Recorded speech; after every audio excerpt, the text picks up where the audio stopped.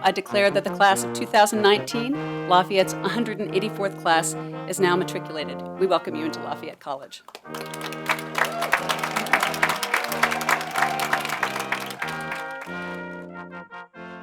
It's a great pleasure to gather together as a community on this lovely evening to welcome this class.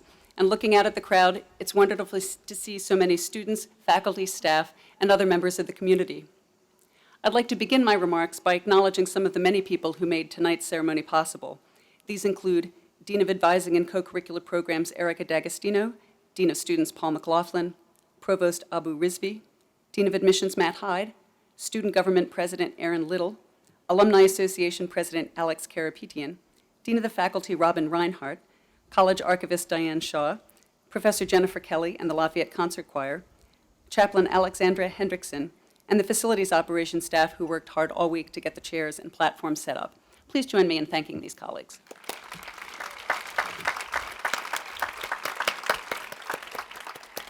I'd also like to offer a special thanks to the orientation leaders who've worked so hard to make these last few days a great introduction to Lafayette for you with the help of RAs and partners, and especially to thank the Orientation Steering Committee of Kristen Cothran, Ricky Lancelotti, and Sarah Levinson.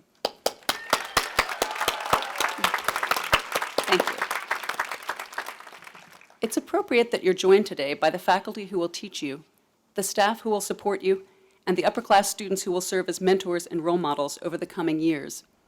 The people that you see sitting around you will be a source of wisdom, strength, friendship, and inspiration, not only over the next 4 years, but for the rest of your lives. You take your place today as part of a special community, one that is more than 180 years old. I'd like to talk for a few minutes about the role of traditions in strengthening that community, and the important role of community in your education here at Lafayette. You've already seen today one dimension of the college's traditions, the adherence to the figure of the Marquis de Lafayette as a guiding symbol for the college. When you first learned about Lafayette College, you may have wondered how the college got its name. At the time of the college's founding, Lafayette was one of the most famous and revered names in America. Lafayette's dedication and heroism in traveling from France as a young man to support the American Revolution, as well as his status as a close friend of General Washington, had made him a legendary figure. In 1824, he returned to America as an elder statesman at the invitation of President Monroe, where he was greeted with extraordinary acclaim and adulation everywhere he went, as he toured every state in the Union. When a group of prominent citizens of Easton decided in 1824 to found a college, a delegation of 200 Eastonians had just traveled to Philadelphia to hear General Lafayette speak. The founders decided, as minutes of their meeting noted, that as a testimony of their respect for the talents, virtues, and signal services of General Lafayette in the great cause of freedom, the said institution shall be named Lafayette College. In choosing to name this fledgling college Lafayette, these citizens were consciously aligning the college with the associations that the name evoked: heroism, freedom, youthful valor. They chose Lafayette as a potent symbol for the new college and its aspirations. Over the years, this self-chosen identity for the college has been reinforced through the conscious adoption of statements, mottos, and values associated with the Marquis de Lafayette, including the quotations from his writings that you find in many college documents, the various portraits and statues that enrich the campus, and many students' poems, songs, and even videos inspired by the Marquis over the years. We honor Lafayette's legacy in many of our college traditions, including the presentation of the sword that's just taken place. As entering students, you play a particularly important role in maintaining that legacy through your membership in the residential commons to which you belong, each of which bears the names of the 5 ships on which Lafayette traveled to and from America. These commons will provide the foundation for your first-year communities and will help to launch you on your Lafayette journey. I'd like to acknowledge each of these commons individually so that we can all begin to get to know you. Please stand when your commons is named. Cadmus Commons, where are you?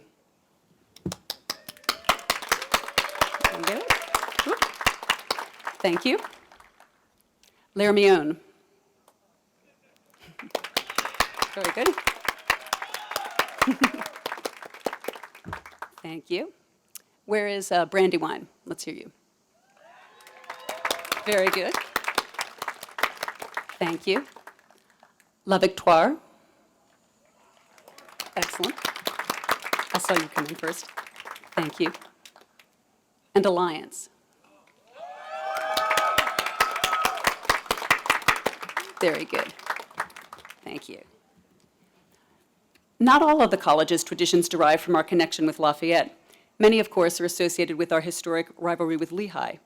And of course, some of the pranks and traditions associated with that rivalry in past years, such as vandalism, kidnappings, bonfires, and the tearing down of goalposts, have changed with the times, I'm happy to say. And you're no longer expected to wear jackets and ties or dresses and corsages to the Lafayette-Lehigh game.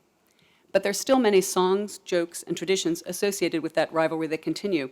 And what has not changed is the way in which the rivalry provides a unique focus for displays of school spirit that very few colleges like Lafayette can muster. In 1935, a list of informal rules and traditions for incoming freshmen noted that the oldest and most beautiful of Lafayette traditions is that of gathering in front of Pardee to sing the alma mater and other college songs. When we close tonight's ceremony by singing the alma mater, you can picture to yourself the many, many generations of students going back more than a century who have done the exact same thing. These kinds of traditions help bind the community together, both within each successive class and across generations of alumni. And Lafayette's powerful sense of community is, I would argue, one of its greatest strengths and an integral part of the education that we offer here. Education, after all, is not simply a matter of solitary mastering of information or skills. It involves dialogue, questioning, testing, experimentation. This process of active engagement begins in the classroom with dedicated and creative faculty who will challenge you with new areas of study and new ways of looking at topics that you might have thought were familiar. It also involves a broader intellectual community that radiates outwards beyond a single course or assignment. You will find that your most powerful learning here often includes the extension of that classroom experience to discussions outside of class with faculty and with other students in which you learn from your friends and they learn from you. It will also include the learning and growth that comes through leadership and participation in other areas, including athletics, artistic performance, community service, and other activities. Your education will be shaped by faculty mentors, advisors, and coaches, but also by the students around you, and their experience will be shaped and changed by your presence. In that sense, the diverse community of fellow students that we've assembled here is a critical resource in your own education. I urge you to take advantage of that resource.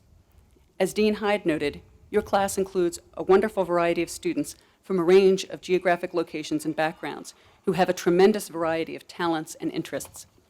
Get to know them. It's a natural human tendency to gravitate towards people who are similar to ourselves, and technology has made it easier for all of us to find and listen to the voices with which we are most comfortable. But you will learn more and be better prepared for the world you will enter when you leave here if you look for opportunities to extend yourself beyond your comfort zone. More importantly, you will be in a better position to change that world and make it a less segmented and divisive place if you bring with you the habits of outreach and curiosity that we try to foster here. Your Commons and the orientation groups that you've been part of for the last few days are a good launching point for that effort. As time goes on, your Commons community will no doubt be supplemented by other friendships, but it can provide the initial scaffolding for a robust network of support. We hope that in the end you will view each group, team, club, or living group that you join here not as a single, exclusive circle of friends, but as one of a series of interlocking and overlapping circles, connected communities that form the powerful network that is Lafayette. Best of luck to all of you with the start of classes and the start of your time here in this special community. Thank you.